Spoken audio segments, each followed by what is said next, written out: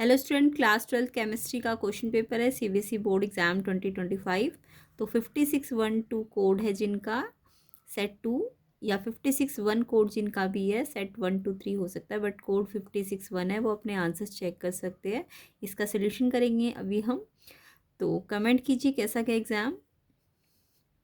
तो केमिस्ट्री का ये क्वेश्चन है, question paper CBSE board exam का। तो स्टार्ट करते हैं इसका सोल्यूशन। अदर कोड्स के सोल्यूशन भी मिल जाएंगे, प्लेलिस्ट का लिंक आपको डिस्क्रिप्शन में मिल जाएगा, उसमें चेक कर लेना। तो इसका सेट नंबर 2 है ये। बाकी 561 कोड वाले सेट कोई भी हो आप चेक कर सकते हो अपने आंसर्स, मोस्टली क्वेश्चन सेम ही है।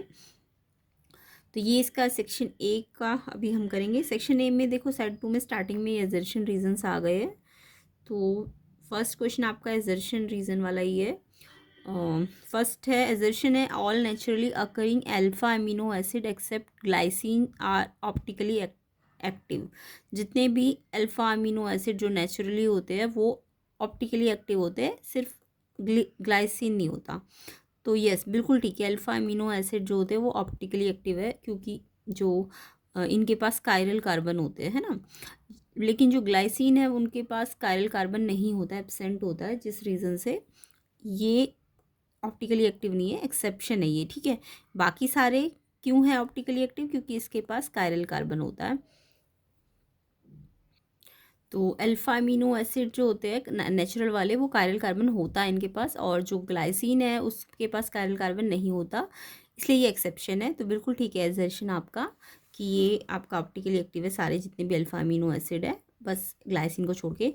रीज़न है most naturally occurring amino acid के पास एल कॉन्फ़िगरेशन होता है। वैसे तो एल और डी दोनों होता है, बट ज़्यादातर के पास आपका अमीनो एसिड के पास एल होता है, ये बिल्कुल ठीक है। तो रीज़न भी आपका ठीक है, बट रीज़न सिर्फ जस्ट ठीक है, बट इसको एक्सप्लेन नहीं कर रहा है। इसको एक्सप्लेन तो तब करता ना जब ये लिखा होता। तो जस्ट एक्सप्लेनेशन मतलब स्टेटमेंट ठीक है एजर्शन रीज़न वाली, बट एक्सप्लेनेशन वाइज ठीक नहीं है। ऑप्शन बी इसका आंसर है। किस किस बच्चे ने ऑप्शन बी पे टिक किया है उनका बिल्कुल ठीक है। एजर्शन रीज़न जस्ट ट्रू है, लेकिन एक्सप्लेनेशन ट्रू नहीं है। बी ऑप्शन इसका आंसर है।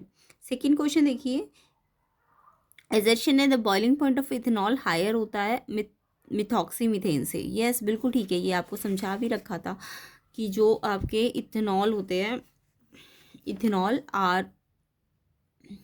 ROH होता है ना इथेनॉल।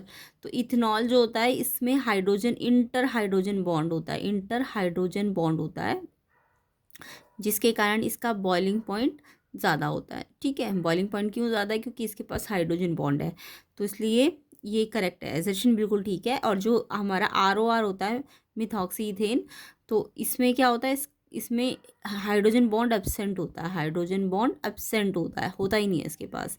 तो ये ROR जो मिथॉक्सी इथेन है, मिथॉक्सी मीथेन, इसके पास हाइड्रोजन बॉन्ड नहीं होता है, तो इसलिए ये क्या है, ये कम बॉइलिंग पॉइंट है, और इसके पास है हाइड्रोजन बॉन्ड इंटर वाला, इंटर हाइड्रोजन बॉन्ड, तो इसलिए ये बॉइलिंग पॉइंट ज़्यादा होगा। एजर्शन बिल्कुल ठीक है। रीज़न है there is intramolecular hydrogen bonding in ethanol. नहीं, इंट्रा थोड़ी ना होती है, इंटर होती है, इंट्रा नहीं लिखना, इंटर होती है। तो इंटर हाइड्रोजन बॉन्डिंग होती है, तो यानी कि रीज़न गलत है। तो सी ऑप्शन इसका आंसर है, एजर्शन सही रीज़न गलत। तो किस किस बच्चे ने ऑप्शन सी पे टिक किया उनका बिल्कुल ठीक है। ऑप्शन सी एजर्शन ट्रू है, रीज़न फॉल्स है सेकंड का। नेक्स्ट देखो, नेक्स्ट थर्ड क्वेश्चन, एजर्शन है बॉइलिंग पॉइंट एल्काइल हैलाइड का डिक्रीज होता है RI RB RCl RF में सबसे कम हो जाता है। तो ये आपने ऑर्डर पढ़ा भी होगा, एल्काइल हैलाइड का बॉइलिंग पॉइंट का सबसे ज़्यादा RI में, क्योंकि इसका साइज़ सबसे ज़्यादा है, तो बॉइलिंग पॉइंट साइज़ पे डिपेंड करता है ना। तो जो बॉइलिंग पॉइंट होता है वो एटॉमिक मास पे डिपेंड करता है, एटॉमिक मास के डायरेक्टली प्रोपोर्शनेट है, ठीक है, बॉइलिंग पॉइंट। तो इसलिए जिसका ज़्यादा होगा यानी उसका बॉइलिंग पॉइंट ज़्यादा होगा। तो RI का सबसे ज़्यादा होता है और RF का सबसे कम होता है, बिल्कुल ठीक ऑर्डर है, एजर्शन ठीक है। The boiling point of alkyl chloride bromide iodide जो होते हैं कंसिडरेबली ज़्यादा होते हैं, किससे? जो भी उनके मॉलिक्यूलर कंपेरेबल मॉलिक्यूलर मास वाले हाइड्रोकार्बन होते हैं। यस, ये आपने पढ़ा भी होगा, इनकी property, physical property alkyl chloride की, कि इनके बॉइलिंग पॉइंट ज़्यादा होते हैं, किससे? कंपेरेबल जो हाइड्रोकार्बन होते हैं, बिल्कुल ठीक है। तो एजर्शन भी ठीक है, रीज़न भी ठीक है, लेकिन इस रीज़न का इससे कुछ मतलब नहीं है, क्योंकि रीज़न एक्सप्लेन तो तब होता ना जब ये लिखा होता कि एटॉमिक्स मास के या साइज़ के डायरेक्टली प्रोपोर्शनेट है ना, तो तब तो ये रीज़न ठीक होता, बट अभी जस्ट स्टेटमेंट वाइज ठीक है, तो एजर्शन भी ठीक है, रीज़न भी ठीक है, स्टेटमेंट वाइज एक्सप्लेनेशन वाइज ठीक नहीं है। बी ऑप्शन इसका आंसर है। फोर्थ देखिए, फोर्थ है आपका एजर्शन रीज़न में ही जो ये कॉम्प्लेक्सेस दिए हुए आपको दोनों, तो आपको देखो इसमें क्या दिख रहा है, यहाँ सेंट्रल मेटल है क्रोमियम और लिगेंड क्या है वाटर, एंड यहाँ पे सेंट्रल मेटल है आयरन और इसमें लिगेंड वाटर ही है। तो दोनों का चाहे भले ही सेंट्रल मेटल एटम डिफरेंट है बट लिगेंड तो सेम है ना, इसको हम होमोलैक्टिक कॉम्प्लेक्सेस कहते हैं। ये जब लिगेंड सेम होते हैं ना तो होमोलैप्टिक कॉम्प्लेक्सेस होते हैं। बिल्कुल ठीक है, एजर्शन आपका बिल्कुल ठीक है। रीज़न रीज़न देखो, रीज़न भी ठीक ही है। इन्होंने रीज़न एक्चुअल में यही बोला जो मैंने अभी बताया कि लिगेंड्स जो होते हैं अगर अटैच, अगर लिगेंड्स सेम है तो ये कैसे होते हैं, होमोलैप्टिक होते हैं। तो all the ligand attach to the metal atom are the same. Yes, ligand हमें सेम ही तो दिख रहे हैं, तो यस लिगेंड सेम है, इसलिए ये रीज़न ठीक भी है और एक्सप्लेन भी कर रहा है कि क्यों ये होमोलैप्टिक है। तो रीज़न भी एक्सप्लेन भी कर रहा है और एजर्शन ठीक भी है दोनों, और एक्सप्लेनेशन भी ठीक है, इसलिए ए ऑप्शन इसका आंसर है। तो एजर्शन रीज़न में फर्स्ट का बी, सेकेंड का सी, थर्ड का बी एंड फोर्थ का ए। किस किस बच्चे ने ये आंसर लिखा है बिल्कुल ठीक है उनका कमेंट करना, एंड वीडियो को ज़्यादा से ज़्यादा शेयर करना। इसका नेक्स्ट पार्ट जो आएगा वीडियो का उसका भी लिंक आपको डिस्क्रिप्शन में मिलेगा। तो नेक्स्ट पार्ट के लिए आपको ज़्यादा से ज़्यादा लाइक करना है। नेक्स्ट क्वेश्चन देखिए, fifth, an unripe mango placed in a concentrated salt solution prepare pickles reverse because. जो अनराइप मैंगो होते हैं वो कंसनट्रेटेड सॉल्ट सोल्यूशन में डाले जाते हैं पिकल बनाने के लिए, क्यों? तो ये जो अनराइप मैंगो है कंसनट्रेटेड सॉल्ट में डालने का रीज़न क्या है कि कंसनट्रेटेड सॉल्ट जो होता है ना ये हाइपरटोनिक सोल्यूशन होता है, और हाइपरटोनिक सोल्यूशन क्या करता है, वाटर लूज़ करता है। जो अनराइप मैंगो के अंदर वाटर है ना उसको लॉस करवाएगा, कौन, कंसनट्रेटेड सॉल्ट, क्योंकि ये हाइपरटोनिक सोल्यूशन है एक तरह से। तो जिससे क्या होगा, इसका वाटर लॉस होगा। तो वाटर लॉस होगा ये तो ठीक है, बट किस कारण से वाटर लॉस होता है इसमें, ऑस्मोसिस के कारण। तो डी ऑप्शन इसका आंसर है। ठीक है, तो इसमें आपको रीज़न समझ आ गया ना, it loses water due to osmosis. क्यों? क्योंकि जो सॉल्ट है कंसनट्रेटेड सॉल्ट जो है वो आपका हाइपरटोनिक सोल्यूशन है। हाइपरटोनिक में क्या होता है, वाटर लूज होता है। तो वाटर लूज होगा किसके कारण, ऑस्मोसिस के कारण। ठीक है, नेक्स्ट देखो, नेक्स्ट है आपका which of the following statement is not true about glucose. के बारे में क्या ट्रू नहीं है, ट्रू नॉट ट्रू वाला पूछा है। तो एल्डोहेक्सोल ये तो ट्रू है, हीटिंग करने से HI से ये एनहेक्सेन बनाता है, ये भी ठीक है। इट एग्जिस्ट इन फर्नोस फॉर्म, ये गलत है। तो इन्होंने नॉट ट्रू वाला ही पूछा है, तो सी ऑप्शन इसका आंसर है। इट एग्जिस्ट इन फर्नोस फॉर्म, नहीं मिलता ये, इन्होंने बोला मिलता है फर्नोस फॉर्म में, तो ये गलत है। सी ऑप्शन इसका करेक्ट आंसर है, क्योंकि नॉट ट्रू वाला पूछा है, सी ऑप्शन। नेक्स्ट देखो, the best reagent for converting propanamide for propanamine. तो जब भी अमाइड को अमाइन में बदलना होता है तो रिडक्शन करना है ना, रिड्यूसिंग एजेंट चाहिए होगा। तो अमाइड को अमाइन में बदलने के लिए रिड्यूसिंग एजेंट कौन सा है, लिथियम, LiAlH4 ईथर में, ये वाला बेस्ट रिड्यूसिंग एजेंट है, तो इसलिए ये यूज़ किया जाएगा। तो सेवन्थ का आंसर डी ये हो जाएगा, क्योंकि ये एक अच्छा रिड्यूसिंग एजेंट होता है। नेक्स्ट देखिए, eighth question, the acid form when propyl magnesium bromide treat करते हैं CO2 के साथ बाय एसिड हाइड्रोलिसिस, तो क्या बनता है? तो इसमें आपका ये वाला एसिड बनता है C3H7 COOH। ए ऑप्शन इसका करेक्ट है। किस किस बच्चे ने ऑप्शन ए पे टिक किया एट्थ क्वेश्चन का, बिल्कुल ठीक है, कमेंट करना, वीडियो को ज़्यादा से ज़्यादा शेयर करना, लाइक करना। 1000 लाइक जल्दी से जल्दी कर दो इसके नेक्स्ट पार्ट के लिए, एंड अदर कोड्स के सोल्यूशन भी आपको मिल जाएंगे, प्लेलिस्ट में चेक कर लेना।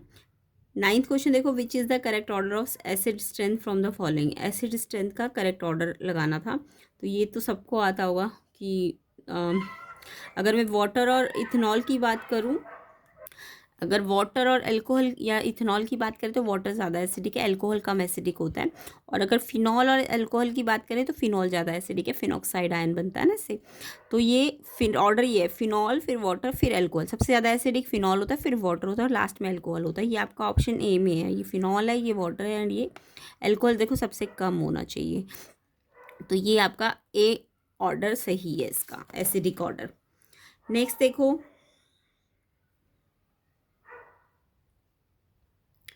नेक्स्ट क्वेश्चन नंबर 10 देखेंगे। Alkyl halide undergoing nucleophilic biomolecular substitution reaction involve. तो जो एल्काइल हैलाइड होते हैं वो न्यूक्लियोफिलिक बायोमोलिकुलर सब्स्टिट्यूशन करते हैं। इसमें क्या होता है, तो बायोमोलिकुलर मतलब SN2 है ना, तो SN2 में आपको पता है बैक अटैक होता है, SN2 रिएक्शन में बैक अटैक होता है एल्काइल हैलाइड पे, तो जिसके कारण इन्वर्जन ऑफ कॉन्फिगरेशन होता है, इन्वर्जन कंपाउंड बनता है। सी ऑप्शन इसका सही है, बिल्कुल ठीक है। आप कमेंट करना सी ऑप्शन किस किस बच्चे ने लिखा है। नेक्स्ट क्वेश्चन देखो, तो सी आएगा इन्वर्जन ऑफ कॉन्फिगरेशन। नेक्स्ट है अरेंज करना है फॉलोइंग कंपाउंड को increasing order of their boiling point. तो बॉइलिंग पॉइंट देखो यहाँ पे सारे 4 सी वाले हैं ना, 4 सी है और सबके पास ब्रोमाइड है। ये 3 डिग्री है, ये 2 डिग्री और ये 1 डिग्री है। अब आपको बॉइलिंग पॉइंट का इंक्रीजिंग ऑर्डर लगाना है, तो बॉइलिंग पॉइंट आपको पता होना चाहिए। बॉइलिंग पॉइंट आपका सरफेस एरिया के डायरेक्टली प्रोपोर्शनेट होता है, यानी जितना ज़्यादा सरफेस एरिया ना बॉइलिंग पॉइंट उतना ज़्यादा, और सरफेस एरिया ब्रांचिंग के इन्वर्सली प्रोपोर्शनेट है। ब्रांचिंग ज़्यादा होगी तो सरफेस एरिया कम हो जाता है, ये सबको पता है ना। ब्रांचिंग ज़्यादा तो सरफेस एरिया कम, यानी ब्रांचिंग 3 डिग्री पे सबसे ज़्यादा होती है। 3 डिग्री ब्रांचिंग होता है ना, 3 डिग्री, तो इसमें ब्रांचिंग ज़्यादा है तो इसलिए इसका सरफेस एरिया कम है। देखो मैंने कम का साइन लगाया। फिर 3 डिग्री, फिर 2 डिग्री, फिर 1 डिग्री, यानी 1 डिग्री जो होता है वो सबसे ज़्यादा बॉइलिंग पॉइंट होता है। तो ये बॉइलिंग पॉइंट का ऑर्डर है। ये ब्रांचिंग 3 डिग्री वाले की बॉइलिंग पॉइंट सबसे कम, 2 डिग्री का, फिर 1 डिग्री का सबसे ज़्यादा होता है बॉइलिंग पॉइंट। तो इसमें अगर मैं देखूँ तो ये 3 डिग्री वाला तो ये है ना, तो पहले तो ये आएगा, इसमें सबसे कम बॉइलिंग पॉइंट है, पहले ये आएगा, फिर ये 2 डिग्री वाला आएगा, फिर 1 डिग्री, यानी 3 2 1, सॉरी 3 1 2, 3 1 2, यानी इसका सबसे ज़्यादा है, तो 3 1 2 ये वाला ज़्यादा है ना सबसे ज़्यादा। सी ऑप्शन इसका आंसर है। तो ऑप्शन सी इसका करेक्ट आंसर है 11th का, ऑप्शन सी। किस किस बच्चे ने इस पे टिक किया है उनका बिल्कुल ठीक है, ये समझ भी आ गया होगा। ठीक है, नेक्स्ट देखो 12th question. IUPAC name of, इस कॉम्प्लेक्स के लिए IUPAC नेम देना है। तो देखो यहाँ पे ओवरऑल चार्ज 2+ का है, तो 2+ का है तो पहले तो प्लैटिनम, ये सेंट्रल मेटल प्लैटिनम है, प्लैटिनम प्लैटिनम प्लैटिनम प्लैटिनेट। प्लैटिनेट नहीं हो सकता क्योंकि नेगेटिव नहीं है यहाँ पे, है ना, नेगेटिव होता तो हो सकता था प्लैटिनेट, तो ये तो हट गया। इन तीनों में से ढूंढो अब, तो ऑक्सीडेशन स्टेट मालूम करो तभी आपको ये करेक्ट सही मिलेगा। तो प्लैटिनम की ऑक्सीडेशन स्टेट मालूम करनी है अगर, तो देखो प्लैटिनम का X मान लो, इसका कितना होता है ऑक्सीडेशन 0, और ये 2 है ना, 2 है, तो 2 × 0, फिर ये 2 है और इसका कितना होता है -1, एंड ओवरऑल चार्ज कितना है 2+, तो इक्वल्स टू 2। अगर यहाँ कोई चार्ज नहीं होता तो 0 रखते, बट यहाँ 2+ है तो इक्वल टू 2 रखना पड़ेगा। अब X निकालना है, तो ये तो 0 बन गया, ये -2 इधर जाके प्लस, तो X की 4, यानी कि 4 वाला ठीक है, डाई अमीन डाईक्लोराइडो प्लैटिनम 4, तो बी ऑप्शन इसका करेक्ट आंसर है। ये बी ऑप्शन में 4 लिखा है ना, 4 इसमें भी है बट ये प्लैटिनेट है, ये तो गलत हो गया क्योंकि यहाँ माइनस नहीं है, तो ये नहीं होगा, ये होगा 4 वाला। बी ऑप्शन आपका करेक्ट है। आई होप सबका आंसर यही होगा। तो बी ऑप्शन इसका आंसर है। नेक्स्ट देखो एसिडिफाइड KMnO4 ऑक्सीडाइज सल्फाइड 2, जो KMnO4 एसिडिफाइड होता है वो सल्फाइड को किस में बदलता है, SO4 में, सल्फेट में। डी ऑप्शन इसका करेक्ट है। तो ऑप्शन डी किस किस बच्चे ने टिक किया है उनका बिल्कुल ठीक है, 13 का। नेक्स्ट क्वेश्चन देखिए,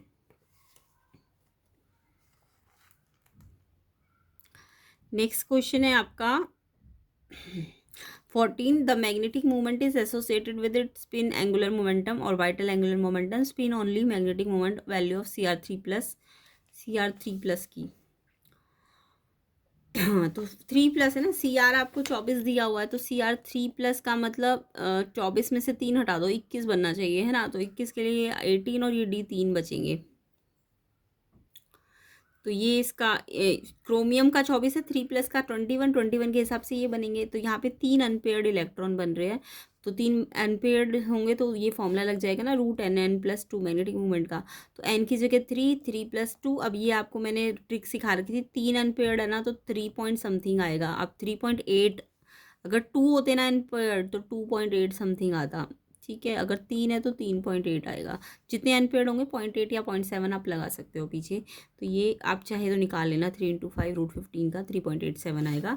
तो ये आंसर आपका 3.87, बी ऑप्शन बिल्कुल ठीक है। किस किस बच्चे ने ऑप्शन बी पे टिक किया है बिल्कुल ठीक है इनका।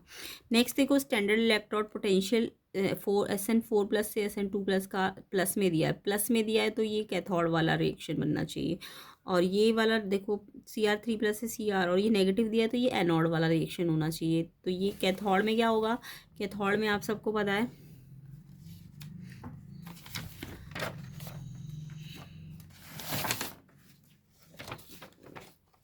आपको पता है ना कैथोड में क्या होता है, कैथोड में इलेक्ट्रॉन गेन होता है, तो 4+ से 2+ गेन का मतलब हाँ इलेक्ट्रॉन गेन होगा ना।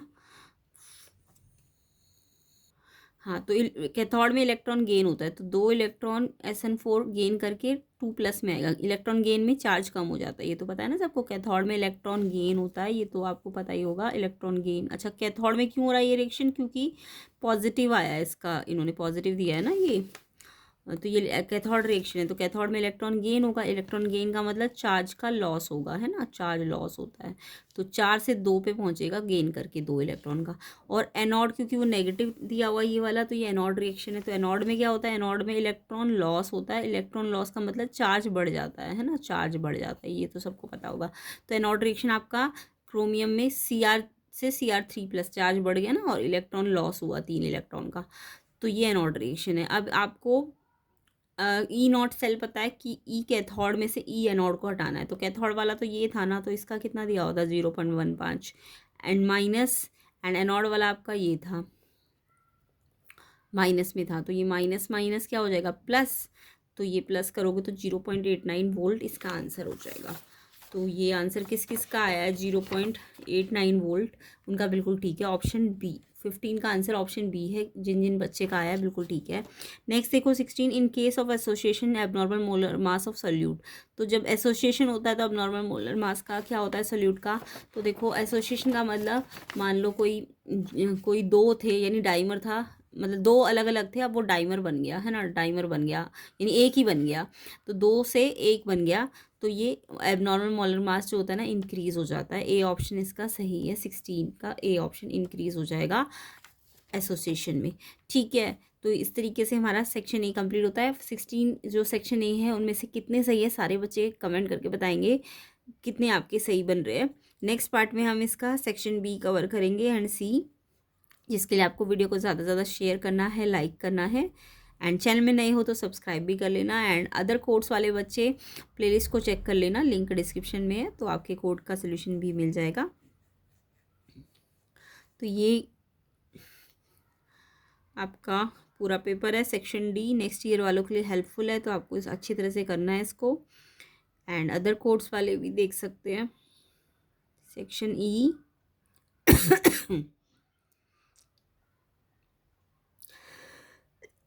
सॉरी, ये 31 क्वेश्चन सिंपल सा क्वेश्चन था, इनके कॉम्प्लेक्स के ये सारी चीज़ें पूछी गई थी आपसे। IPSC नहीं में इतना सिंपल सा क्वेश्चन आया हुआ था। ये आपका सेल रिएक्शन बनाना था, EMF कैलकुलेट करके।